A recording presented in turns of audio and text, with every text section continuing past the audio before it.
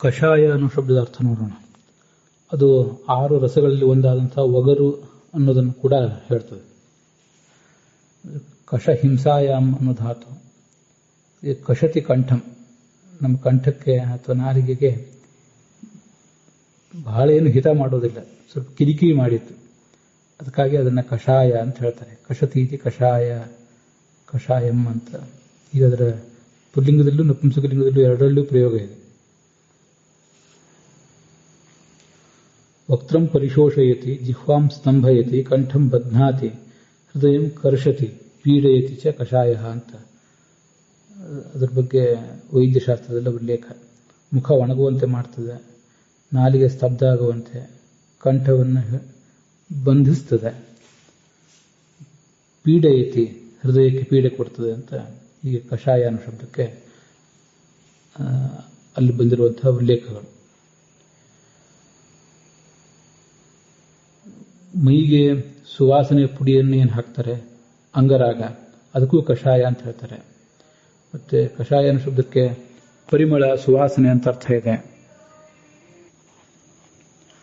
ಹೀಗೆ ಅಂಗರಾಗ, ಮೈಗೆ ಹಾಕುವ ಸುವಾಸನೆ ಪುಡಿ, ಪರಿಮಳ, ಸುವಾಸನೆ, ಮತ್ತೆ ಅನುರಾಗ, ಪ್ರೇಮ, ಅದಲ್ಲದೆ ನಾವು ಕಷಾಯ ಅಂತ ಔಷಧಗಳನ್ನು ಕುದಿಸಿ ಏನು ಕುಡಿತೀವಿ ಅದಕ್ಕೆ ಕಷಾಯ ಅಂತಾರೆ. ಅದಲ್ಲದೆ ಚಿತ್ತ ವಿಕ್ಷೋಭ, ಮನಸ್ಸಿನ ಕ್ಷೋಭೆಗೆ, ಅಶಾಂತಿಗೆ ಕಷಾಯ ಅಂತ ಹೇಳ್ತಾರೆ.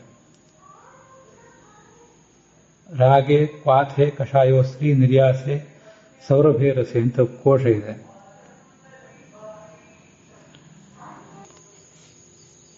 ಮನಸ್ಸಿನ ರಾಗ ಅಂತ ಅರ್ಥ ಇದೆ, ಅದರ ಜೊತೆ ಕೆಂಬಣ್ಣ ಅಂತ ಅರ್ಥ ಇದೆ.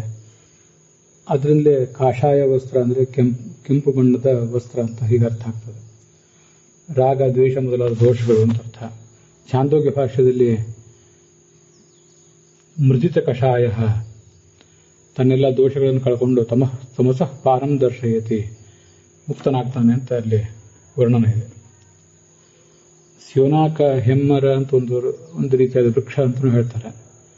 ಆ ಅರ್ಥವು ಕಷಾಯ ಶಬ್ದಕ್ಕಿದೆ. ಕಲಿಯುಗ ಅನ್ನೋ ಅರ್ಥ ಇದೆ.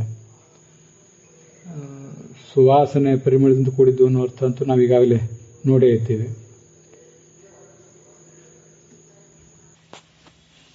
ಛಾಂದೋಗ್ಯ ಉಪನಿಷತ್ನಲ್ಲಿ ಕಷಾಯ ಅಂದರೆ ಮನಸ್ಸಿನ ದೋಷ ಅಂತ ಅರ್ಥ ನೋಡ್ಕೊಂಡ್ವಲ್ಲ, ಹಾಗೆ ಭಾಗವತದಲ್ಲೂ ಕೂಡ 11ನೇ ಸ್ಕಂದದ 28ನೇ ಅಧ್ಯಾಯದ 29ನೇ ಶ್ಲೋಕದಲ್ಲಿ ಮನಃ ಅಪಕ್ವ ಕಷಾಯ ಕರ್ಮ ಅಂತ ಹೀಗೊಂದು ಪ್ರಯೋಗ ಇದೆ.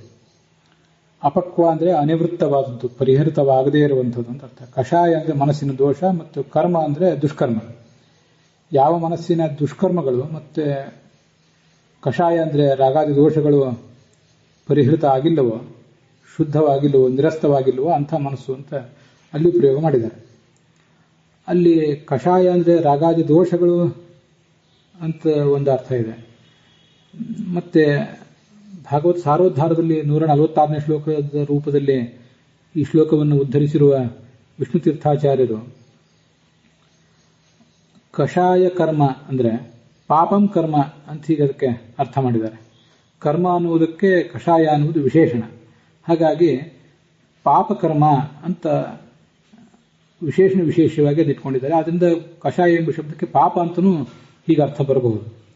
ಬೇರೆ ವ್ಯಾಖ್ಯಾನಗಳಲ್ಲಿ ಕಷಾಯ ಅಂದರೆ ರಾಗದ್ವೇಷ, ರಾಗಾದಿ ದೋಷಗಳು, ಮತ್ತು ಕರ್ಮ ಅಂದರೆ ಪ್ರಾರಬ್ಧ ಕರ್ಮಗಳು, ಇವೆರಡೂ ಅಂತ ಈಗ ಬೇರೆ ಬೇರೆ ಅವು ಅಪಕ್ವ, ನಿರಸ್ತವಾಗದೇ ಇದ್ದಾಗ ಅಂತ ಅರ್ಥ ಮಾಡ್ಕೊಂಡಿದ್ದಾರೆ. ಅಂತೂ ಕಷಾಯ ಅನ್ನೋದಕ್ಕೆ ರಾಗಾದಿ ದೋಷಗಳು ಮತ್ತು ಪಾಪ, ಈ ಎರಡು ಅರ್ಥಗಳು ಕೂಡ ಸಿಗ್ತವೆ ಅನ್ನೋದನ್ನು ಗಮನಿಸಬೇಕು ನಾವು.